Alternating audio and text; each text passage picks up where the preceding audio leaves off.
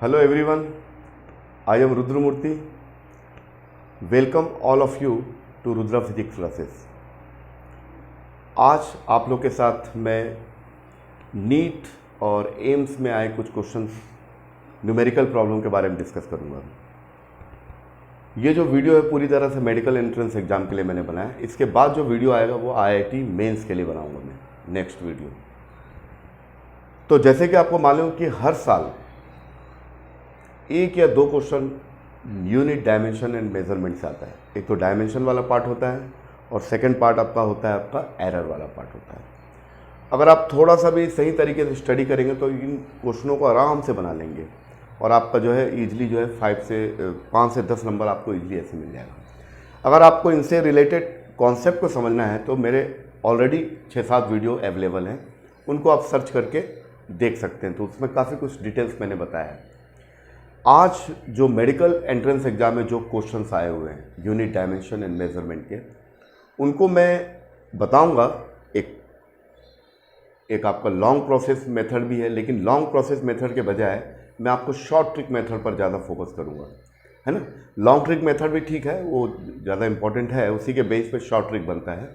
लेकिन हमारे पास समय अवेलेबल नहीं होता है, तो यहाँ जितने भी क्वेश्चन होंगे उसके जितने भी पॉसिबल शॉर्ट ट्रिक्स बनेंगे वो सब मैं आपके साथ शेयर करूँगा। तो इसी उम्मीद के साथ हम लोग अपना काम स्टार्ट करते हैं। तो सबसे पहले क्वेश्चन ये देखते हैं। देखिए पहला क्वेश्चन क्या है। पहला क्वेश्चन है CBSE AIPMT 2014 का क्वेश्चन है। ये क्वेश्चन क्या बोला देखिए। If the force F, velocity V and time T are taken as fundamental units, then the dimension of the mass. तो मास का डायमेंशन क्या होगा। ठीक है स्टूडेंट्स, तो इसको मैं सॉल्व कर रहा हूं, इसका सॉल्यूशन निकाल रहा हूं। तो आप ये समझ लीजिए, अगर आप ये वीडियो देख रहे हैं तो आपको निश्चित तौर पर कुछ शॉर्ट ट्रिक्स के बारे में बात करूंगा, जिससे कि आप क्वेश्चन को 1 मिनट के अंदर सॉल्व कर सकें। तभी, क्योंकि पेपर काफ़ी लंबा रहता है और समय अवेलेबल नहीं रहता है, तो उसी के लिए स्पेशली मेडिकल एंट्रेंस एग्जाम वाले स्टूडेंट्स के लिए मैं ये वीडियो बना रहा हूँ। तो देखिए, फोर्स, वेलोसिटी एंड टाइम को हमने फंडामेंटल यूनिट्स मान लिया। हमारा जो फंडामेंटल यूनिट्स क्या रहता है, बेसिकली जो बेस यूनिट है MLT, फिर केल्विन, फिर कैंडिला, एम्पियर, मोल, ये हमारे बेस यूनिट है। और जितने भी फिजिकल क्वांटिटीज हैं उनको इन्हीं के बेसिस पे हम एक्सप्रेस करते हैं, उसको बोलते हैं डिराइव्ड यूनिट। तो अब ये क्वेश्चन जो है, इसका पहला तरीका क्या है देखिए, मेथड नंबर 1। इसमें बोला है मास किस पर डिपेंड कर रहा है, मास को एक्सप्रेस करना in terms of force, velocity and time. यानी हमको मास को एक्सप्रेस करना है in terms of force, velocity and time. यानी मास का जो भी डायमेंशन होगा इसके बेसिस पे, बेस यूनिट जो ओरिजिनल बेस यूनिट्स के बेस पे नहीं करना, बल्कि इनके बेसिस पे उनको एक्सप्रेस करना है। तो इसका एक तरीका यह है कि m को हम मान लें कि f के डायरेक्टली प्रोपोर्शनेट होता है, m is directly proportionate to the v power y, m is directly proportionate to t power z। फिर इनको कंबाइन करके लिखेंगे तो स्टूडेंट्स ये बनेगा f power x, v power y, t power z। और m इक्वल्स टू, इस proportion को हटाने के लिए एक प्रोपोर्शनलिटी कांस्टेंट k से मल्टीप्लाई करेंगे तो आपका बन जाएगा k f x v y t power z। फिर आप क्या करोगे स्टूडेंट्स, आप दोनों साइड डायमेंशन को लिखोगे। लेफ्ट हैंड साइड में डायमेंशन मास है, राइट हैंड साइड में डायमेंशन जो फोर्स का, वेलोसिटी और टाइम का डायमेंशन लिखोगे और उसको इक्वेट करोगे और सॉल्व करोगे तो x y z की वैल्यू हमको मिल जाएगी। तो ये एक तरीका है फर्स्ट। तो इसमें कुछ टाइम लग सकता है, आपको हो सकता है 1.5 मिनट, 2 मिनट, 3 मिनट ऐसा लग सकता है। तो इसका एक दूसरा तरीका बता रहा हूँ, वो है शॉर्टकट मेथड।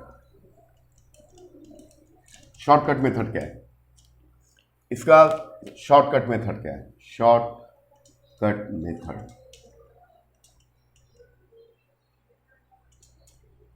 इस पर बात करते हैं हम लोग, और इसके जरिए आप क्वेश्चन को सॉल्व कर सकते हैं। देखिए कि हमारा जो मास है, mass is depend on force, velocity and time, right.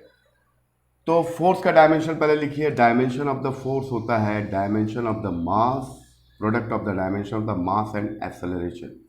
तो मास का कितना होगा m, एक्सेलरेशन का lt -2, ये तो आपको नॉलेज होगा। फिर वेलोसिटी का क्या होगा डायमेंशन, lt -1, m यहाँ पर एब्सेंट है और टाइम का तो t होता ही है। अब आप स्टूडेंट क्या करोगे एग्जाम में, जो ऑप्शन दिया हुआ है फर्स्ट सेकंड जो भी ऑप्शन दिया हुआ है उसको चेक करोगे और इस डायमेंशन को इस ऑप्शन में रखोगे, ऑप्शन नंबर 1 में रखोगे, 2 में रखोगे, 3 में, 4 में, कहीं भी रखोगे तो आप देखोगे जब डायमेंशन को रखा जाए तो इनका जो वैल्यू है मास के इक्वल होना चाहिए। अगर मास के इक्वल आ रहा है मतलब वो ऑप्शन सही है। क्या आपको मेरी बात समझ में आई?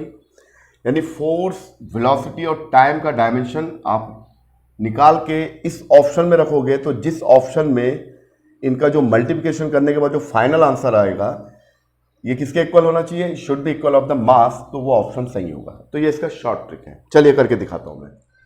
पहले ऑप्शन 1 में चेक करते हैं। ऑप्शन 1 ए क्या है, एफ वी टी -1। क्या इनका जो डायमेंशन है मास के इक्वल आता है क्या, देखते हैं। एफ कितना होगा, एम एल टी -2, वेलोसिटी का होगा एल टी -1 और टाइम का टी, तो ये इससे कैंसिल हो जाएगा, एल नहीं होगा, एम एल स्क्वायर टी -2। तो ये तो मास के इक्वल नहीं बल्कि ये किसके इक्वल है, एनर्जी का डायमेंशन है। तो ये ऑप्शन नंबर 1 गलत हो जाएगा। अब ऑप्शन 2 को चेक करते हैं। ऑप्शन बी, ऑप्शन बी में क्या है, एफ है, टी है, वी -1। क्या इसका डायमेंशन मास के इक्वल है, करके देखते हैं। एम मास, फोर्स का होगा एफ एम एल टी -2 और टाइम का तो टी हो गई, और वेलोसिटी का होगा एल टी -1, लेकिन इस पर पावर है नेगेटिव पावर -1। तो करके देखते हैं क्या आता है। देखिए एम एल टी -2 और ये टी, और ये हो जाएगा माइनस से मल्टीप्लाई करोगे तो होगा एल पावर -1 टी पावर 1। तो ये हो जाएगा आपका एम, ये हो जाएगा एल टी -2 और ये हो जाएगा एल -1 टी स्क्वायर। तो ये इससे कैंसिल हो गया, ये इससे कैंसिल, तो ये किसके इक्वल हुआ है, मास। दैट मीन्स क्या हुआ, तो कितना टाइम लगा होगा देखिए। अगर आप अपने इस ऑप्शन को चेक किया 20-25 सेकेंड लग रहा है, इसको 20-25 सेकेंड लग रहा है या 30 सेकेंड, तो 1 मिनट के अंदर आप इस क्वेश्चन को बना सकते हैं। तो B option is the correct option.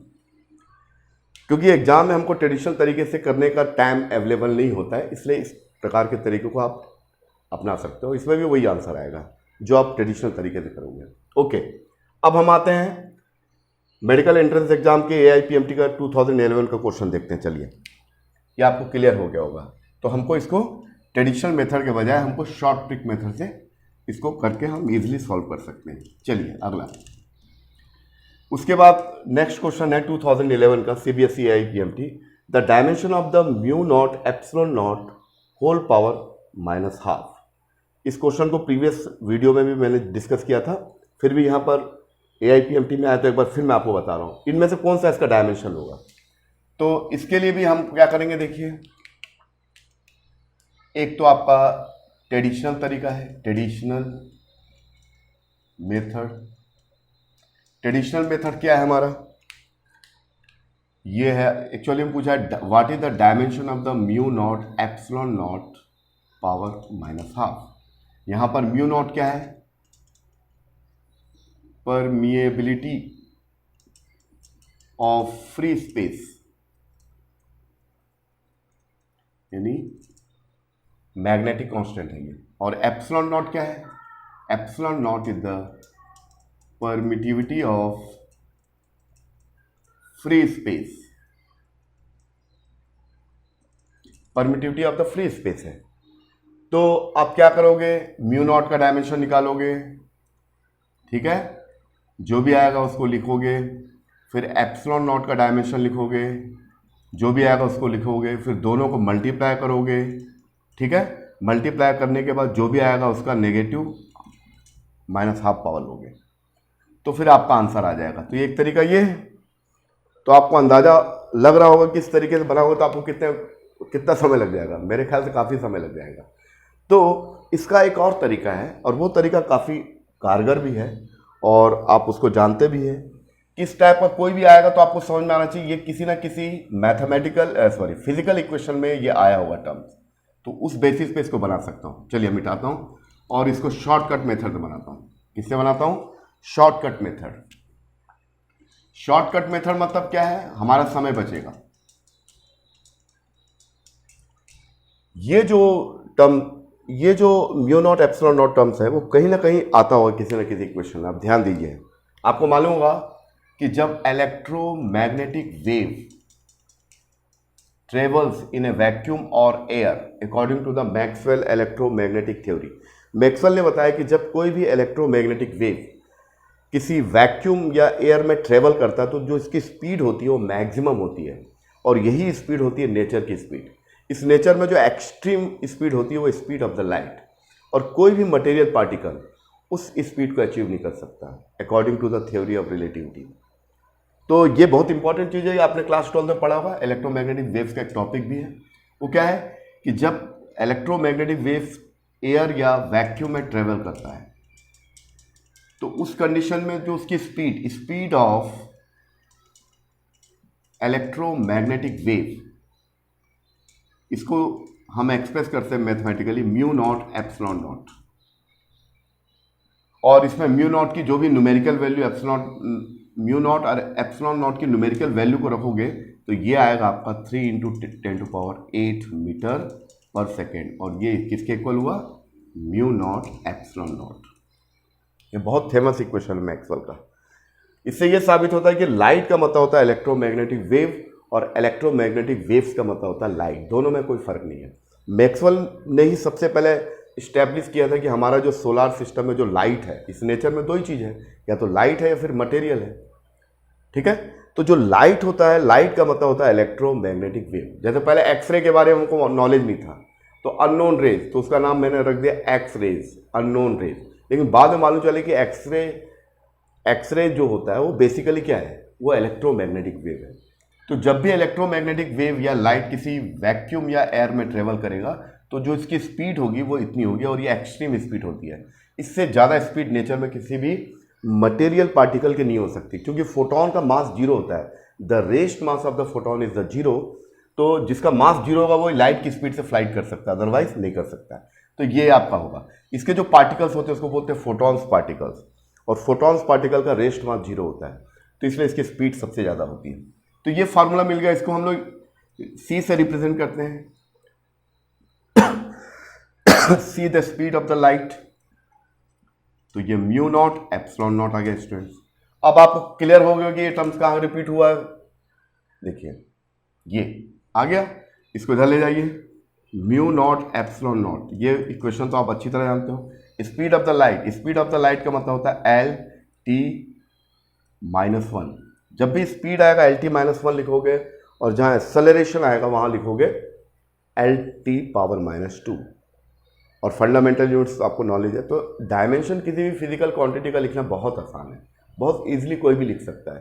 केवल आपको अल्फ़ाबेट जो है MLT, जो 7 बेस यूनिट्स हैं, और लेंथ है तो L, एरिया है तो L², वॉल्यूम का जहाँ जिक्र होगा वहाँ L³ लिख दोगे, और स्पीड और वेलोसिटी के लिए LT-1 लिखोगे, और एक्सेलरेशन के लिए LT-2। अगर इतना नॉलेज है तो अब मैक्सिमम फिजिकल क्वांटिटी का आप डायमेंशन फाइंड आउट कर सकते हैं। तो आपका आ गया आंसर।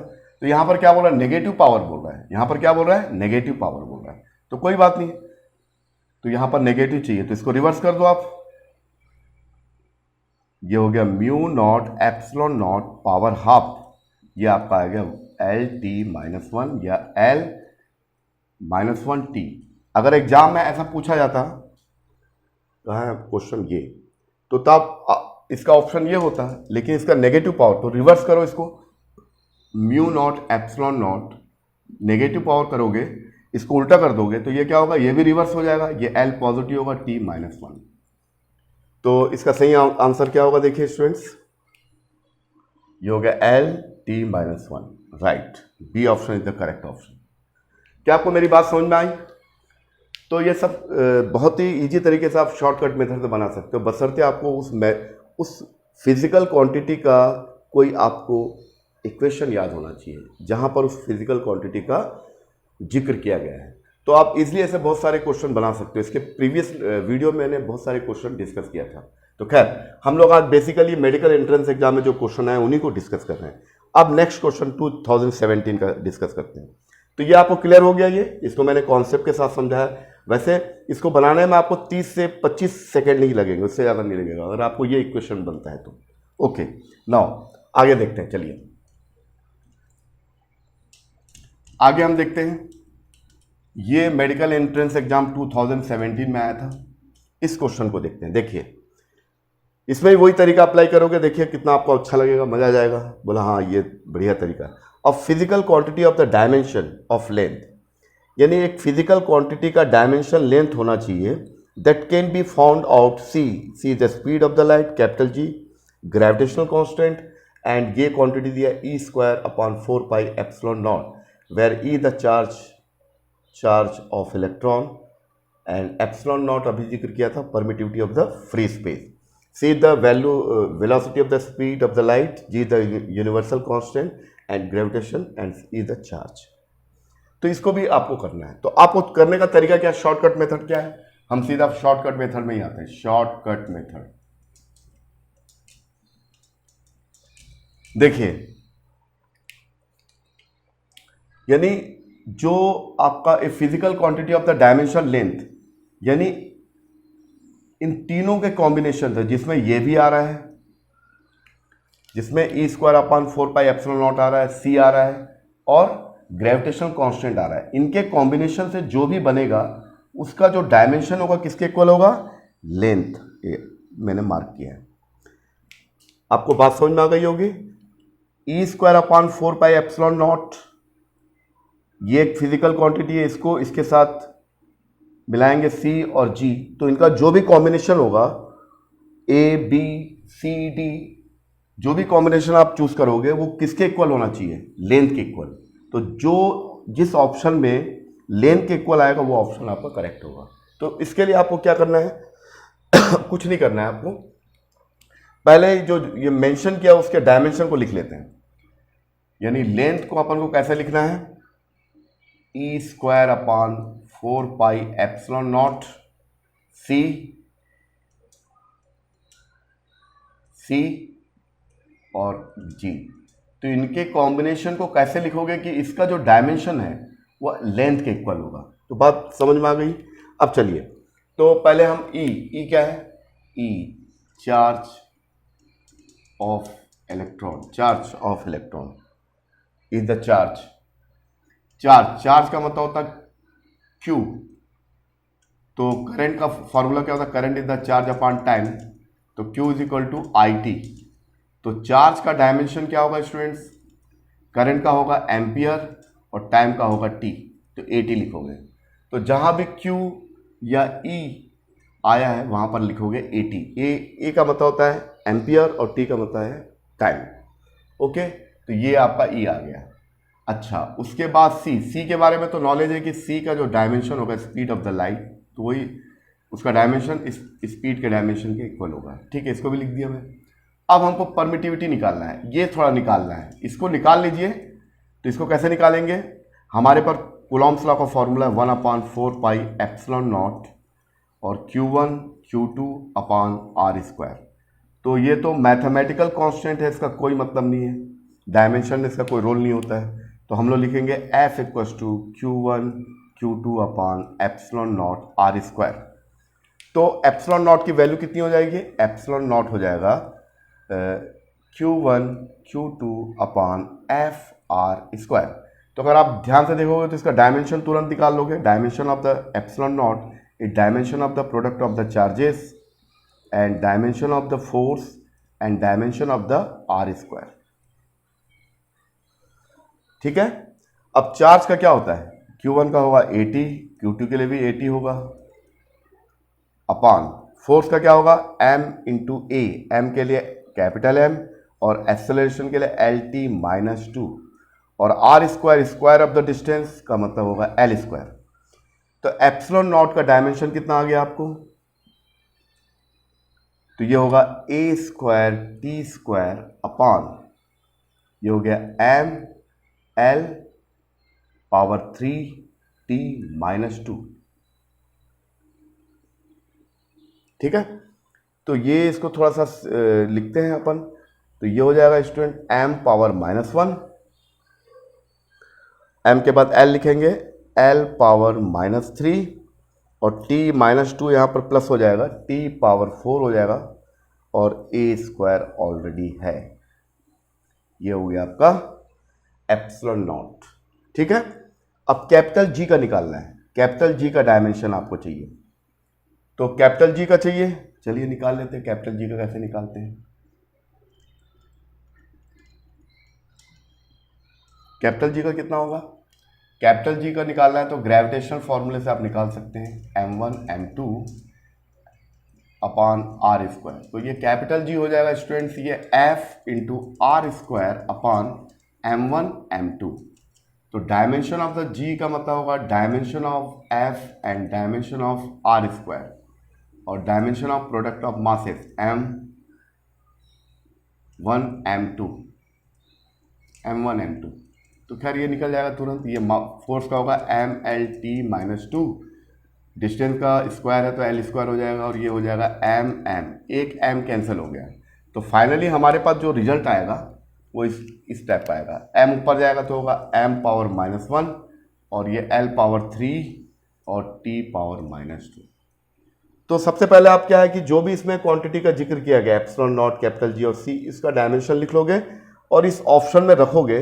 तो जिस ऑप्शन में रखने से उसकी वैल्यू लेंथ के इक्वल आएगी वही ऑप्शन उसका करेक्ट होगा। क्या इसके पहले वाला क्वेश्चन भी इसी टाइप का था? उसी टाइप का। इसमें थोड़ा सा क्वांटिटी थोड़ा सा डिफरेंट टाइप का दिया तो आपको थोड़ा सा टाइम लग सकता है निकालने में, बस उतना ही टाइम लगेगा।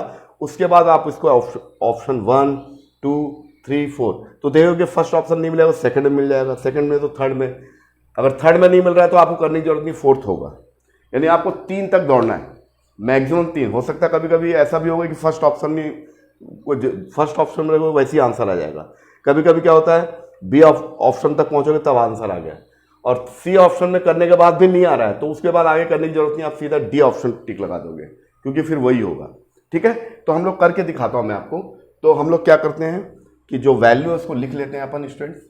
तो ये आपका हो गया कैपिटल G का हुआ, तो इसको मिटा के मैं सभी लिख देता हूं।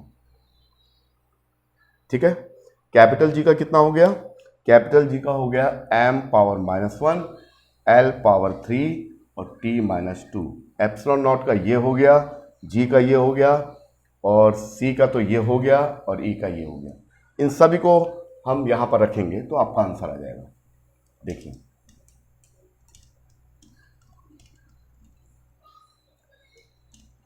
तो मैं सबसे पहले लिखता हूं कैपिटल G का डायमेंशन क्या निकाला था मैं, m-1 l power 3 t -2।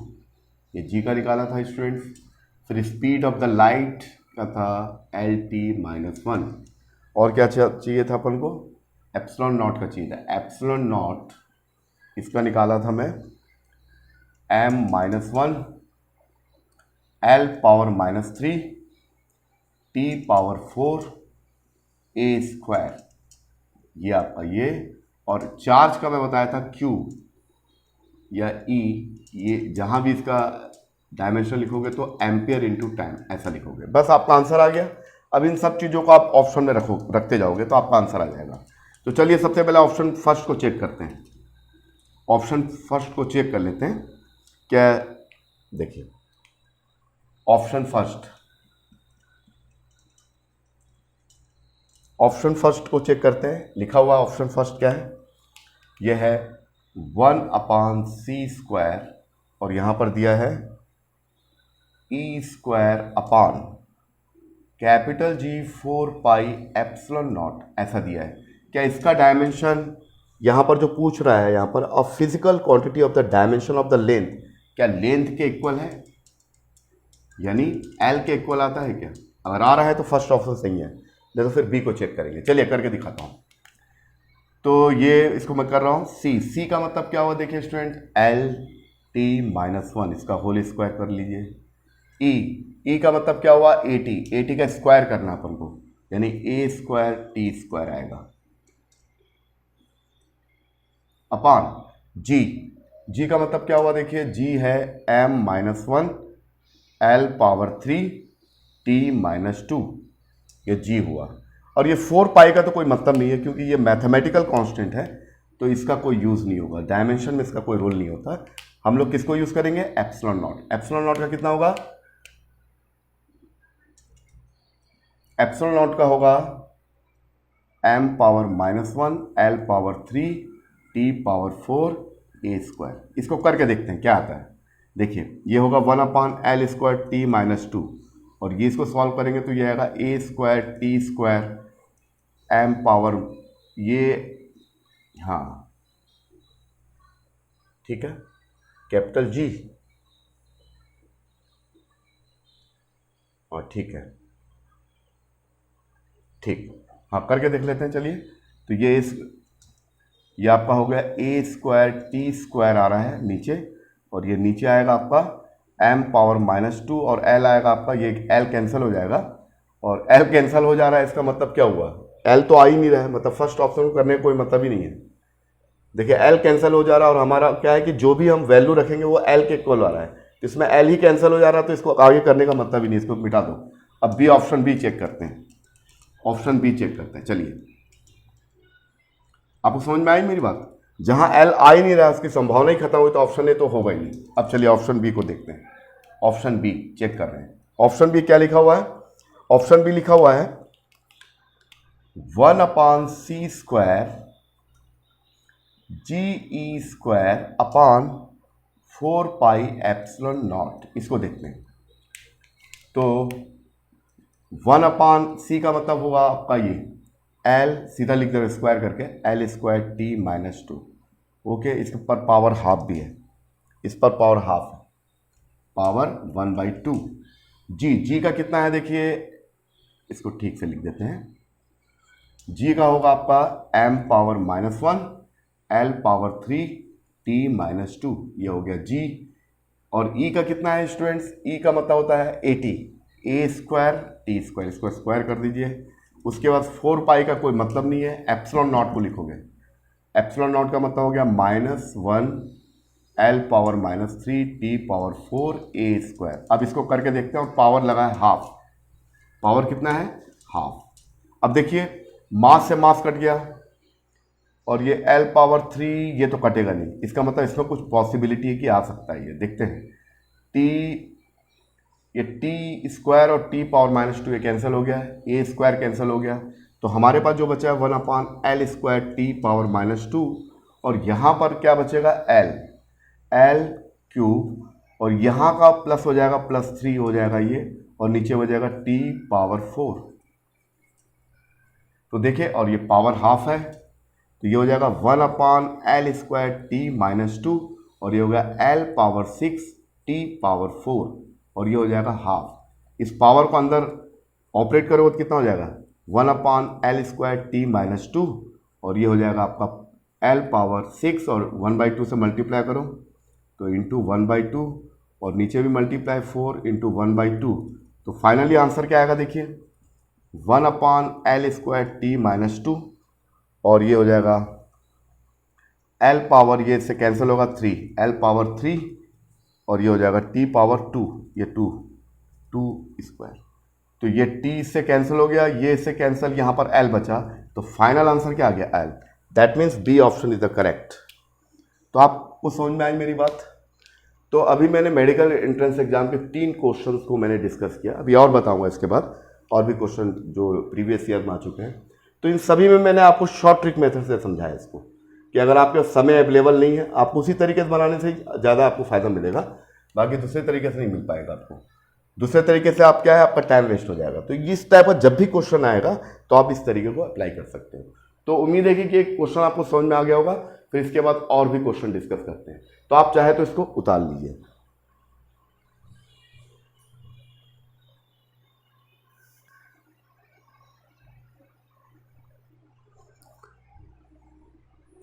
Yes students, और भी कुछ क्वेश्चन देखते हैं नीट लेवल के। देखिए ये क्वेश्चन देखिए, नीट 2016 में आया हुआ क्वेश्चन है। ये सभी क्वेश्चन का ट्रिक वही उसी टाइप का। इसका मतलब ये है कि इस टाइप के क्वेश्चन आजकल ज़्यादा आने लगे। Planck constant h, speed of the light in a vacuum C, and the Newton's gravitational constant G are three fundamental constant, ये तो सबको मालूम है। ये है प्लैंक कांस्टेंट है, स्पीड ऑफ द लाइट है कैपिटल जी, ये यूनिवर्सल कांस्टेंट है। Which of the following combination of this है डायमेंशन ऑफ द लेंथ, यानी इनमें से कौन सा ऑप्शन को चूज करोगे उसका डायमेंशन किसके इक्वल होगा, लेंथ के इक्वल होगा। तो इसका वही तरीका जो अभी आपको बताया था। तो आप क्या करोगे, शॉर्टकट मेथड जो मैंने आपको इसके पहले वाले प्रीवियस क्वेश्चन में बताया था, तो ये आपको बहुत ही हेल्प करेगा। देखिए, तो बस आपको ये Planck constant speed of light का मान जी, इसका आपको डायमेंशन मालूम चाहिए। तो प्लैंक कांस्टेंट का निकाल लेते हैं। प्लैंक कांस्टेंट को निकालने के लिए ये वाला फॉर्मूला यूज करते थे मैक्स प्लैंक का। तो Planck constant h is the Planck constant, h is the E upon nu, और न्यू का मतलब होता है 1/t। तो ये होगा h इक्वल्स टू होगा न्यू की जगह 1/t रहेगा तो t ऊपर जाएगा, तो ये, तो इसका मतलब हुआ dimension of the Planck constant is dimension of the energy and dimension of the time. और एनर्जी का मतलब होता है फोर्स इंटू डिस्प्लेसमेंट, और फोर्स का क्या होगा, फोर्स का मतलब होता है मास इंटू एक्सेलरेशन। मास का मतलब m, एक्सेलरेशन का मतलब होता है LT-2, और डिस्प्लेसमेंट का L, और ऑलरेडी यहाँ पर T है। तो आप देखोगे कि प्लैंक कांस्टेंट का जो डायमेंशन होगा, the dimension of the Planck constant will be, ये आपका होगा m, ये L से L स्क्वायर हो जाएगा, और T-2, और यहाँ पर 1 है +1, तो ये होगा mL²T-1। तो ये प्लैंक कांस्टेंट का निकल गया। और ग्रेविटेशनल कांस्टेंट को आपको ऑलरेडी मालूम है कितना होता है, इसके पहले वाले क्वेश्चन में डिस्कस किए थे, m-1L⁻3T-2। तो स्टूडेंट्स आप क्या करोगे, बस इसका नॉलेज हो गया आपको, सही आपको डायमेंशन फार्मूला बनना चाहिए, गलत नहीं करना है, नहीं तो फिर यहाँ पर गड़बड़ हो जाएगा। तो ये तो ऑलरेडी निकाल लोगे। अब आप देखिए पहले ऑप्शन को चेक करिए कि आप पहले ऑप्शन में इन वैल्यूज को, इस डायमेंशन को रखोगे, इन डायमेंशनों ई का जी सी एच, इन तीनों को रख के देखो। तो चेक, ऑप्शन फर्स्ट को चेक करते हैं। ऑप्शन फर्स्ट क्या, देखिए ये है आपका HC लिखा हुआ अपॉन C⁻3/2, या इसको लिख सकता हूं मैं HC⁻½ एंड C⁻3/2, ऐसा लिखा हुआ है।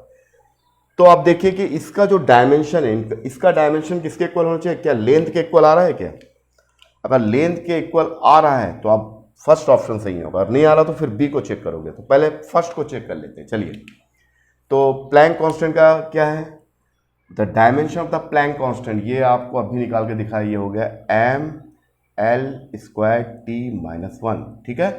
सी स्पीड ऑफ द लाइट का होगा LT-1, और इस पर पावर लिखा हुआ है, ये मैं गड़बड़ लिख दिया क्या, HC अपॉन C⁻HC, ये यहाँ पर 2 बार C लिख दिया, सॉरी, इस ऑप्शन में ये G होगा, क्योंकि यहाँ पर ये G होगा, ये यहाँ पर ये यहाँ पर है आपका HG है, और ये C⁻3/2, मैं गड़बड़ कर दिया यहाँ पर। तो स्टूडेंट इसको करेक्ट कर लीजिए ऑप्शन, क्योंकि यहाँ भी C लिखा था, यहाँ भी C लिखा था, ऐसा नहीं हो सकता है। यहाँ भी वैसे ही लिखा हूँ मैं, यहाँ भी ऐसे ही लिखा हूँ, यानी ये तो गलत हो जाएगा। ये HC/C, ये सही है। ये यहाँ पर आपका होगा, हाँ ये तो लिखा हूँ यहाँ पर, ठीक है। ये C लिखा हुआ है, C⁻3/2, और ये आपका HG, हाँ सही है। तो ये तो गलत होगा, देख के ही लग रहा है ये ऑप्शन फर्स्ट गलत है। बी को चेक करते हैं, बी, सी और डी में से कोई होगा। फर्स्ट ऑप्शन अकॉर्डिंग टू जो क्वेश्चन दिया हुआ है नीट 2016 में, तो फर्स्ट में तो सी आ रहा है, तो इसका कोई मतलब नहीं है। बी को चेक करते हैं, चलिए बी को चेक करके दिखाता हूं मैं। ऑप्शन फर्स्ट को चेक करने कोई मतलब नहीं है। चलिए ऑप्शन सेकंड चेक कर रहा हूं मैं, क्योंकि फर्स्ट तो होगा नहीं, देख के लग रहा है। ऑप्शन बी को चेक करते हैं। ऑप्शन बी क्या लिखा हुआ है, √H g/c⁻3/2। तो इसको हम लिखेंगे, ये किसके इक्वल होना चाहिए? This will be equal of the length. अगर जैसी लेंथ के इक्वल आएगा वो ऑप्शन हमारा सही हो जाएगा। तो इसको लिखूंगा मैं hg⁻½ और ये होगा c⁻3/2। अब चलिए डायमेंशन को रखिए। h प्लैंक कांस्टेंट का कितना होगा? ये है प्लैंक कांस्टेंट का m(L²T-1).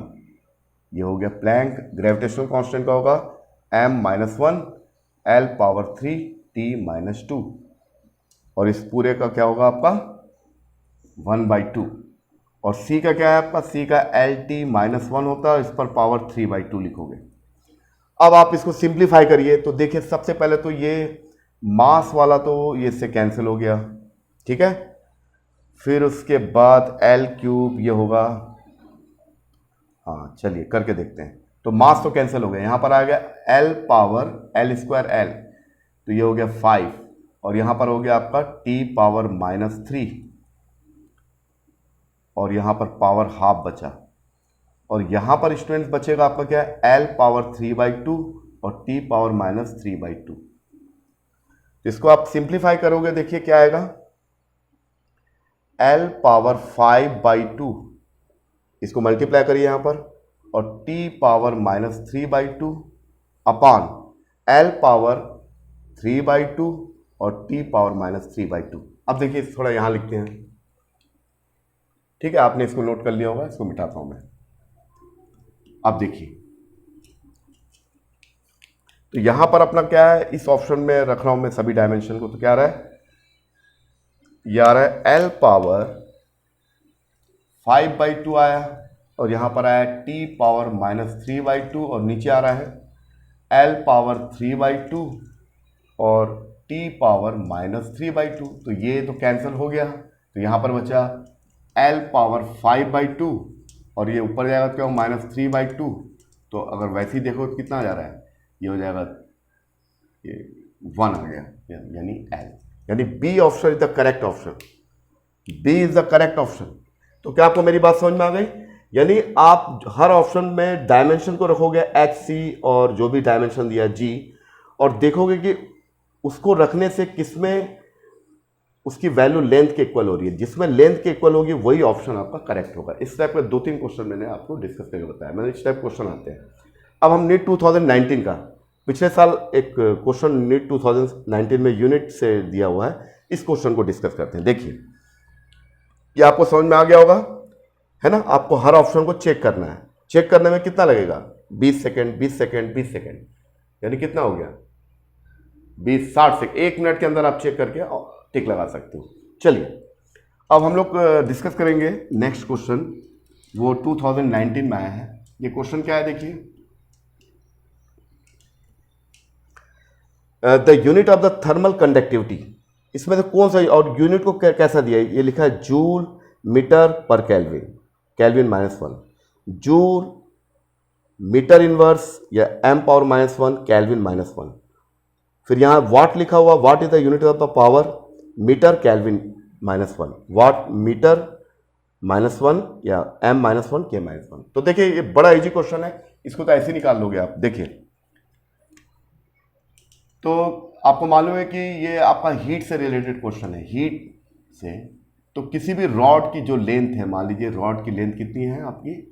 ये रॉड की लेंथ है L, और इसके एक फेज का टेम्परेचर θ1 और सेकंड फेज का टेम्परेचर θ2 है, और इसकी इसमें जो हीट फ्लो हो रहा है, द हीट एनर्जी जो Q है, वो Q और T टाइम तक इसमें हीट फ्लो हो रहा है।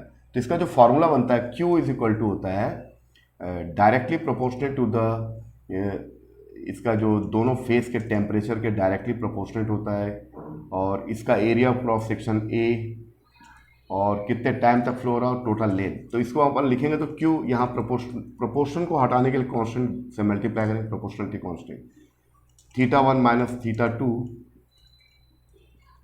A × T upon L।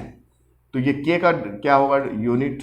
ये होगा Q × L अपान θ1 - θ2। ये इधर आ गया, इससे मल्टीप्लाई हुआ, K सब नीचे चला जाएगा, और ये एरिया × T। अब इसको हमको इस तरीके से लिखना है, है ना। देखिए कैसे लिखेंगे, तो यूनिट क्या होगा, देखो Q और T को साथ में लिख रहा हूँ, Q अपॉन T को एक साथ लिखता हूँ मैं, फिर L को लिख रहा हूँ। ये temperature difference between the two ends, दो एंड्स के बीच का टेम्परेचर डिफरेंस है, तो ये आपका केल्विन हो जाएगा। ये क्या होगा, ये केल्विन। और ये आपका क्या होगा, area. Here A the area of rod, area of cross section of the rod.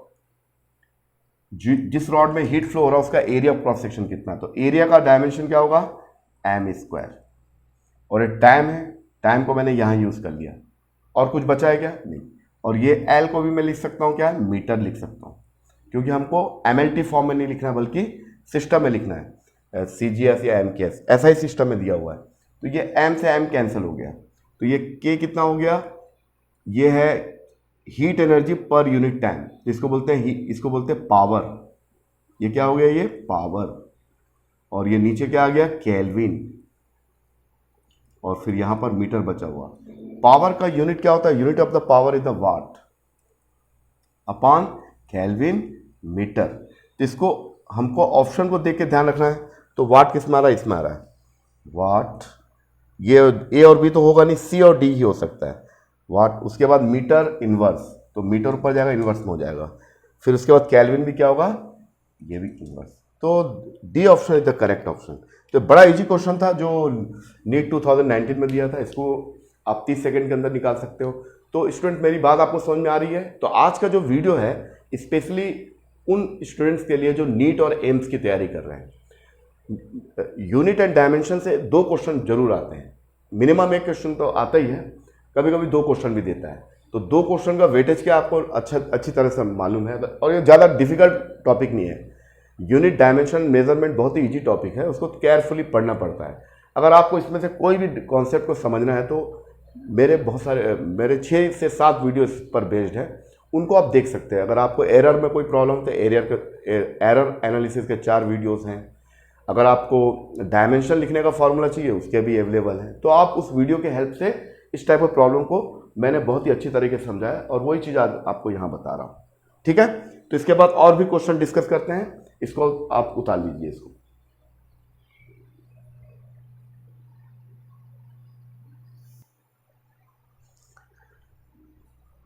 चलिए स्टूडेंट्स, और भी कुछ क्वेश्चन देखते हैं। नीट 2019 का एक क्वेश्चन देख रहे हैं। ये क्वेश्चन किस पर बेस्ड है, एरर से पर बेस्ड है। देखिए क्वेश्चन क्या मैं पढ़ रहा हूं। In an experiment the percentage of error awkward in the measurement of physical quantities A, B, C and D are 1%, 2%, 3%, 4% respectively. Then the maximum percentage of error in measurement X, where X equals to A square B power half divided by C power 1 by 3 D power 3।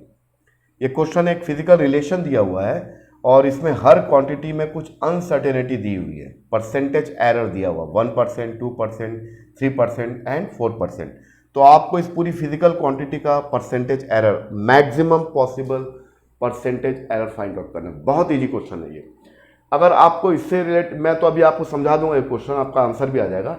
लेकिन अगर आपको error से related कोई भी अगर आपको doubt है तो आप मेरे साइट में जाके एरर एनालिसिस के 4 वीडियोस मैंने बनाए हैं, 1st, 2nd, 3rd and 4th। उसको अगर आप देखोगे तो इस टाइप का क्वेश्चन आप इजीली सॉल्व कर लोगे। फिर भी मैं आपको यहाँ पर शॉर्ट में कुछ बता देता हूँ। चलिए, तो यहाँ पर सबसे पहले एक फिजिकल रिलेशन दिया हुआ है। वो फिजिकल रिलेशन क्या है, एक्स कोई फिजिकल क्वांटिटी है और ये इस वेरिएबल पर डिपेंड करती है, ए स्क्वायर, और ये ऐसे वेरी कर रहा है जैसे यहाँ पर पावर्स दिए हुए हैं physical quantity, C power 1 by 3, D power 3, ऐसा।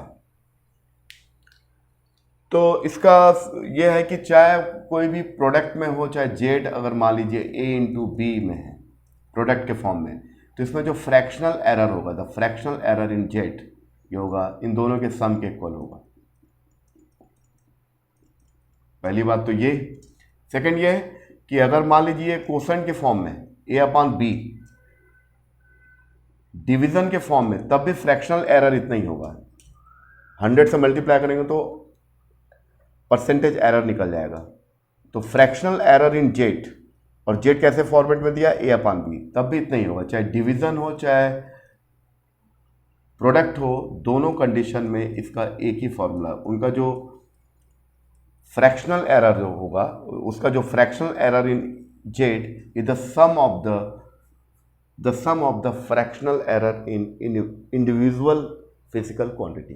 ये एक फॉर्मूला। एक और था, थर्ड रूल ये था कि अगर किसी फिजिकल क्वांटिटी पर a पावर n है तो जो फ्रैक्शनल एरर z में होगा, तो फ्रैक्शनल एरर इन z ये होगा, जो पावर है उसका मल्टीप्लाई होगा और उसके फ्रैक्शनल एरर के साथ। ये चार रूल है, ये तीन रूल है, और प्लस व माइनस का तो है, वो बहुत ईजी है, आप चाहे तो उस वीडियो को देख सकते हैं। चलिए अब इस क्वेश्चन को सॉल्व करते हैं। तो ये है कि प्रोडक्ट में होगा तब भी नहीं होगा, अगर डिवीजन में तब भी नहीं होगा, उससे कोई फर्क नहीं पड़ेगा, अगर पावर कहीं दिया हुआ है सीधा मल्टीप्लाई होगा। ये और एक चीज आपको बताना चाह रहा हूं कि कई, अगर यही क्वेश्चन मान लो ऐसा दिया रहता तो आप कंफ्यूज हो सकते थे। c पावर -1/3 d पावर -3 ऐसा भी दे सकता है। तो पावर c पर पावर चाहे पॉजिटिव हो चाहे नेगेटिव हो, जब भी मल्टीप्लाई करोगे फ्रैक्शनल एरर के क्वांटिटी से, तो ये हमेशा प्लस में करोगे, माइनस में नहीं कर सकते। या तो फिर इसको नीचे लेके आ जाओ तो इस फॉर्मेट में बन जाएगा। अगर ऐसा भी दिया, कभी कभी कंफ्यूज करने के लिए, ताकि लोग क्या है कि यहाँ पर -1/3 का मल्टीप्लाई कर देंगे और -3 का, तो उससे पूरा रिजल्ट ही गलत आ जाएगा। तो ये चाहे ऐसा लिखा हो चाहे ऐसा लिखा हो, दोनों में फ्रैक्शनल एरर जो होगा एक्स में सेम आएगा, उसमें कोई फर्क नहीं आएगा। चलिए करके दिखाता हूं। तो क्या होगा, देखिए फ्रैक्शनल एरर, परसेंटेज एरर ही लिख देते हैं, यहां लिख देता हूं परसेंटेज एरर, ये होगा del x mean absolute value upon true value into 100 equals to, अब देखिए ए पर पावर 2 है तो 2 से मल्टीप्लाई करोगे, फ्रैक्शनल एरर इन ए, फिर प्लस बी पावर हाफ है, हाफ से मल्टीप्लाई करोगे, फ्रैक्शनल एरर इन बी, ठीक है। फिर उसके बाद प्लस, यहां पर पावर कितना है, चाहिए ऐसा लिखो चाहे ऐसा लिखो, दोनों में कोई फर्क नहीं है। लेकिन नेगेटिव पावर भी अगर मान लो दे दिया तो उससे कोई फर्क नहीं पड़ता, आप पॉजिटिव पावर से मल्टीप्लाई करोगे क्योंकि रूल वैसी है। तो fractional error in C plus ये 3 फ्रैक्शनल एरर इन डी, और इन सभी को आप 100 से मल्टीप्लाई करोगे, ठीक है। तो इसको आप लिखेंगे तो देखिए कैसे लिखेंगे, 2 डेल्टा ए अपॉन ए और इंटू 100, तो ये आपका हो गया fractional percentage error in A plus 1/2 fractional percentage error in B,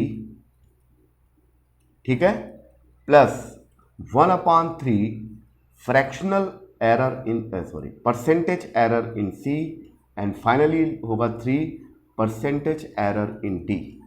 बस काम खत्म। अब आपका आंसर आ जाएगा, देखिए क्या आंसर आएगा। तो आपका आंसर आ जाएगा, देखिए रखते जाइए, तो ये del x upon x into 100 fractional error percentage error in x 2, यहाँ कितना दिया हो देखिए, यहाँ पर ये सीधा 1 2 3 4 ऐसा दिया है ना, नंबर्स में दिया है। इसका 1% होगा प्लस 1/2, इसका 2%, बी का 2% दिया हुआ है, फिर प्लस इसका दिया है आपका सी का कितना दिया है 3%, और डी का दिया है आपका 4%। बस आपका आंसर आ गया। देखिए क्या आंसर आएगा,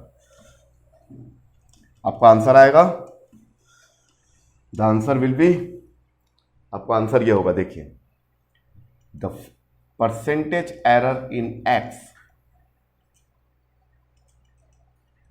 तो ये हो जाएगा आपका 2, तो 2 से मल्टीप्लाई 1% 2% हो जाएगा, प्लस इसका करेंगे ये कैंसिल हो जाएगा 1% आ जाएगा, प्लस इससे करोगे तो ये कैंसिल हो जाएगा 1% आएगा, फिर प्लस उसके बाद आपका 3 से 12%, तो इसको सीधा करोगे तो 2 + 1 + 1 + 12, तो ये होगा 14 15 16% एरर होगा। तो maximum possible error in x will be 16%।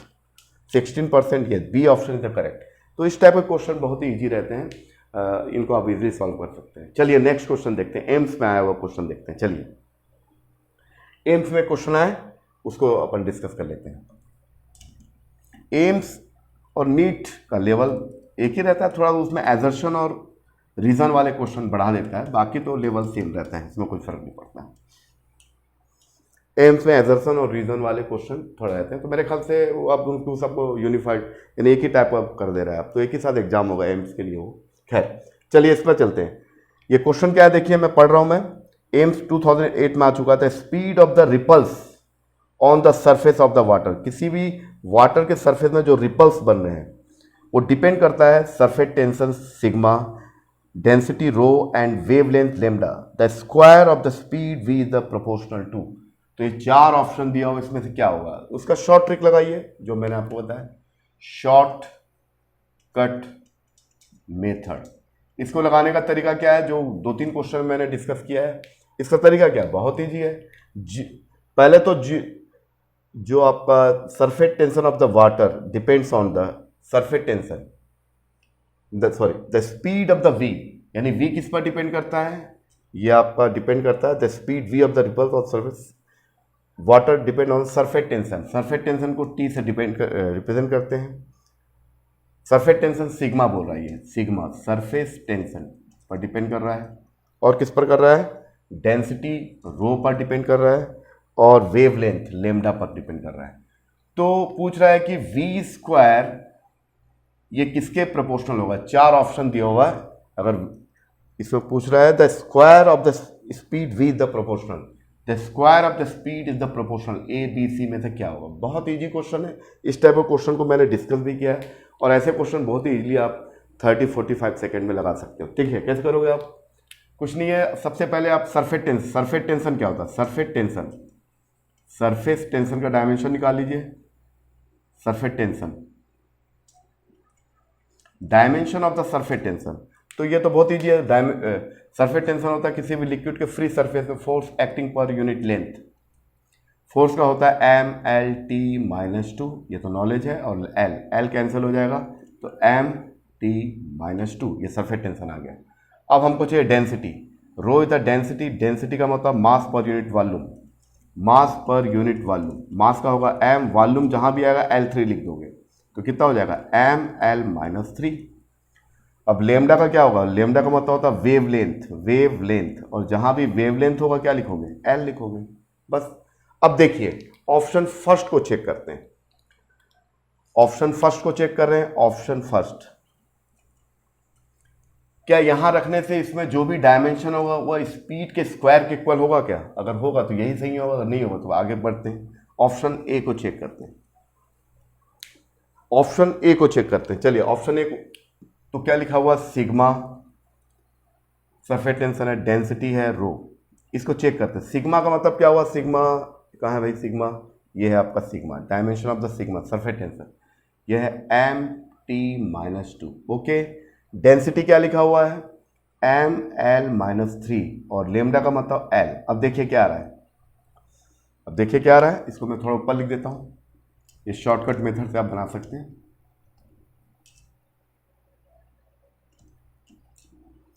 तो ये कितना होगा?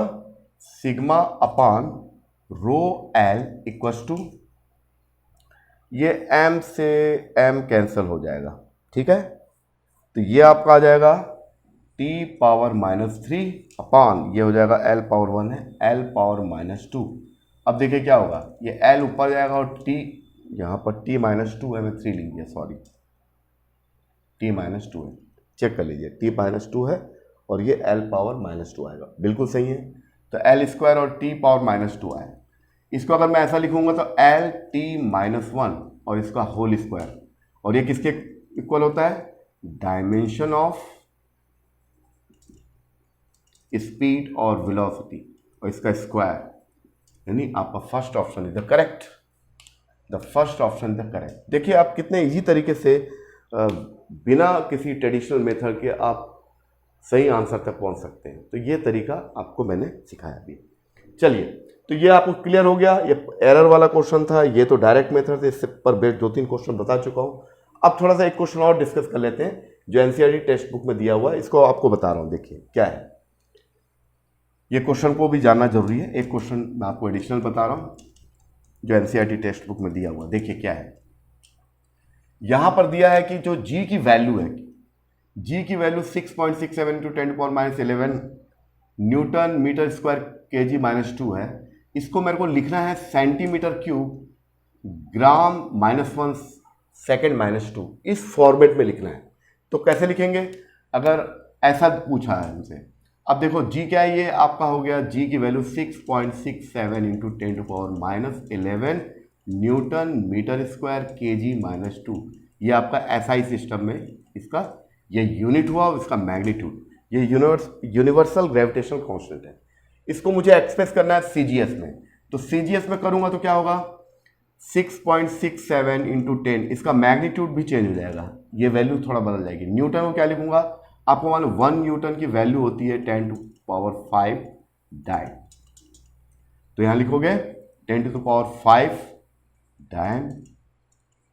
और मीटर स्क्वायर, मीटर को सेंटीमीटर में लिखोगे कितना होगा 100 यानी 10 स्क्वायर CL, और इसका स्क्वायर करोगे।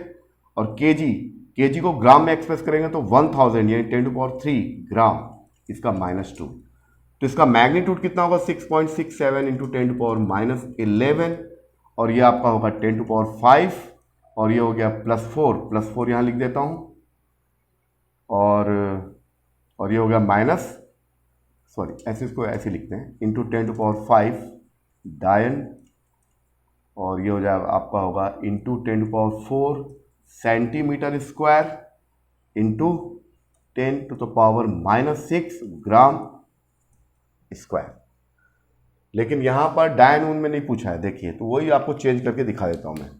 तो पहले तो आप इसको इसी फॉर्म में एक्सप्रेस करिए, तो कितना हो जाएगा देखिए 6.67 इंटू 10⁻11, और ये जितने भी 10 पर जो पावर्स हैं इन सबको एक साथ लिख रहा हूँ। देखिए 10⁻11, यहाँ पर +5 है, +5 करो, +4 है, फिर -6 है ये, फिर यहाँ पर जो यूनिट है उसको भी लिखिए डायन सेंटीमीटर स्क्वायर और ग्राम स्क्वायर।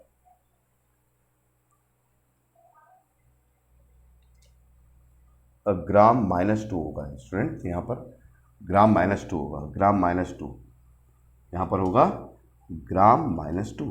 तो अगर आप इसको सिंप्लीफाई करोगे 6-7 इंटू ये कितना हो गया देखिए, ये आपका प्लस हो गया, ये -17 में ना हो तो 10⁻8, और यहाँ पर आया डी डायन सेंटीमीटर स्क्वायर ग्राम -2। लेकिन यहाँ स्टूडेंट ध्यान दीजिए पूछा किसमें है, ये डायन में नहीं पूछा, तो इसका मतलब इसको चेंज कर देंगे किसमें। अब देखिए इसको क्या है, इस आंसर को लाना है हमको, ये तो हमको नॉलेज है, ये तो सीजीएस से एमकेएस में आ गया, सॉरी एमकेएस सिस्टम से सीजीएस में आ गया, लेकिन यहाँ पूछा क्या गया उस फॉर्मेट में लिखना। देखिए बस 2 स्टेप और है, ये खत्म हो जाएगा ये। तो इसको कैसे लिखोगे देखिए आप, तो 6.67 इंटू 10⁻8। अब ये डायन, देखो फोर्स की डेफिनेशन है m इंटू ए, ठीक है। तो अगर सीजीएस में देखो 1 ग्राम का कोई बॉडी है और उस पर फोर्स अप्लाई कर रहा हूँ, तो 1 सेंटीमीटर पर सेकेंड स्क्वायर का एक्सेलरेशन क्रिएट होता है, इसको बोलते हैं 1 डायन। तो 1 डायन की जगह लिख सकते हैं 1 ग्राम या वो ग्राम सेंटीमीटर सेकेंड -2, तो ये लिख सकता हूं मैं, बस को लिखो तो आपका आंसर आ जाएगा। देखिए क्या होगा, देखिए अब इसका आंसर क्या होगा देखिए, तो ये होगा आपका 6.67 इंटू 10⁻8, ये तो रहेगा ही, और ये डायन की जगह, ये डायन लिखा हुआ है तो इसकी जगह लिखेंगे ग्राम सेंटीमीटर सेकेंड -2, ये हो गया, और ये हो गया इंटू, और ये सेंटीमीटर स्क्वायर है, सेंटीमीटर स्क्वायर, और ये ग्राम -2। तो फाइनली आंसर क्या आएगा देखिए स्टूडेंट्स, तो फाइनली हमारा आंसर एनसीईआरटी की बुक में जो लिखा है उसके इक्वल आएगा। तो ये थोड़ा सा ट्रिकी टाइप का था, इसलिए मैंने बताया 6.67 इंटू 10⁻8। अब देखिए ग्राम पावर 1 है, ग्राम पावर माइनस, तो जी पावर -1 हो जाएगा। सेंटीमीटर, यहाँ सेंटीमीटर पावर 1 सेंटीमीटर, ये सेंटीमीटर पावर क्यूब, और सेकेंड -2, तो इसका वैल्यू होगा 6.67 इंटू 10⁻8 सेंटीमीटर क्यूब ग्राम इनवर्स सेकेंड -2। तो ये इसका आंसर हुआ। तो आज मैंने आपको 6-7 क्वेश्चन नीट लेवल से बताया, एम्स लेवल के कुछ क्वेश्चन बताया। क्योंकि जुलाई में आप लोग का एग्ज़ाम होने वाला है, तो उसको ध्यान में रखकर मैंने स्पेशली मेडिकल वालों के लिए अलग से मैं ये वीडियो बनाया हूँ। तो जो भी नीट की या एम्स की तैयारी कर रहा है, तो ये क्वेश्चन तो उसका एक झलक है। ऐसा नहीं कि इस क्वेश्चन को कर ही लोगे तो आपका यही क्वेश्चन रिपीट होगा, लेकिन इस टाइप के क्वेश्चन आते हैं। इसके किसी भी पॉइंट पर अगर आपको डाउट होता है तो आप सीधा जाके, मैंने जो यूनिट डायमेंशन मेजरमेंट के 6 से 7 वीडियोस बनाए, उस पर जाकर आप सर्च करेंगे तो आपको इसके पूरे कॉन्सेप्ट मिल जाएंगे। उसमें 2 मेथड बताया, एक ट्रेडिशनल मेथड बताया, एक शॉर्टकट मेथड बताया। तो उसको अगर आप सुनने के बाद इस टाइप का क्वेश्चन आप इजीली लगा सकते हैं। इसी के साथ हमारा ये लेक्चर यहाँ ख़त्म होता है। उम्मीद है कि आपको ये मेरा लेक्चर अच्छा लगा होगा। अगर आपको पसंद आया मेरा लेक्चर तो मैं चाहता हूँ कि आप इसको लाइक करिए, सब्सक्राइब करिए, और भी स्टूडेंट्स जो तैयारी कर रहे हैं उन तक भी इस बात को पहुँचाइए ताकि वो भी इसका फ़ायदा उठा सकें। ठीक है, ओके, थैंक यू, फिर मिलते हैं।